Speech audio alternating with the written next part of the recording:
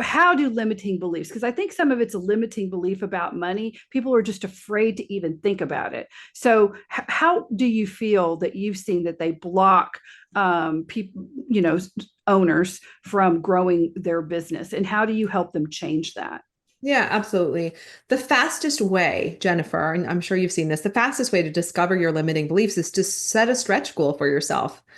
And the second, like let's say for the person that's at 25,000 a month who wants to go to 50,000 a month, right? Once you set that 50,000 a month, the limiting beliefs and the stories around that are going to come up immediately, right? It's going to be like, oh my gosh, I can't do that. I'm going to have to work twice as much. That's usually the first limiting belief that comes up. If I double my sales, I have to double how much I work, right? It might be that I don't have the right team to do that. We don't have enough clients. Immediately all those limiting beliefs come up. So our opportunity as coaches is to help our clients identify the limiting belief and then peel that limiting belief apart, which we can certainly also talk about how to do that and how that helps people take the next step. And so yeah, let's talk about how to do that. How do you work on that with them? Yeah. So I'm certified in NLP. NLP is neuro linguistic programming. I got certified a minute ago, back in 2005. And I'll tell you, it's been one of my greatest tools in my toolbox because I have used the NLP tools over and over again with our clients. The number one tool I use is how to shift a limiting belief. What used to be a very long process and would take a lot of time with our clients. Now I have a quick hack that can help shift it really quickly, which I'm going to share with you right now. So again, the fastest thing to do is set that stretch goal, right? Let's say it's the $50,000 one.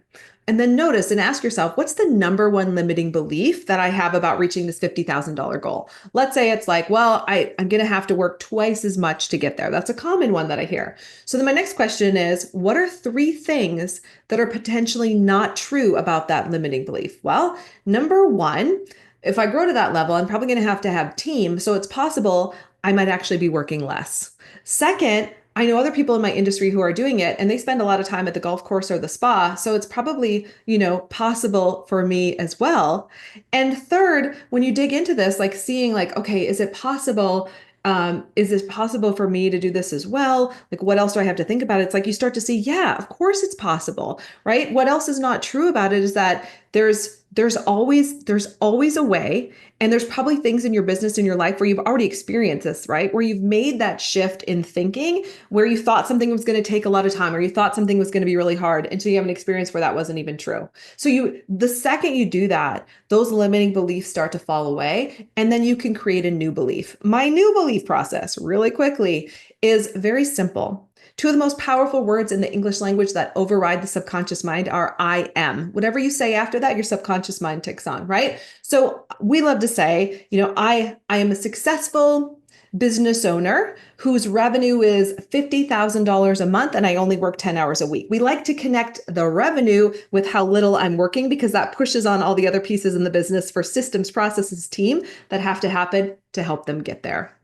I love the I am statements. I used to follow Barefoot Doctor, right? It was this guy, and he Tai Chi, and it was more personal things. And so the one that I would wrote when I needed opportunity, I had these many businesses, and at that time it was I need to meet more people. I'd been working remote almost a decade at that point. This was Mhm. before it was cool. And so my I am was I am always in the right place at the right time with the right people, doing the Mhm. right things, getting the right result. Yeah. And I would say that, and I would say that, and then I had the podcast at that time, and all of a sudden I just started making connections with people that got me to where I needed to be.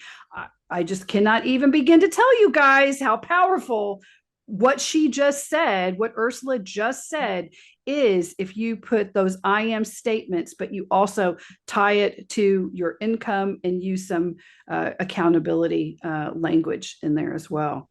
No, that's really good.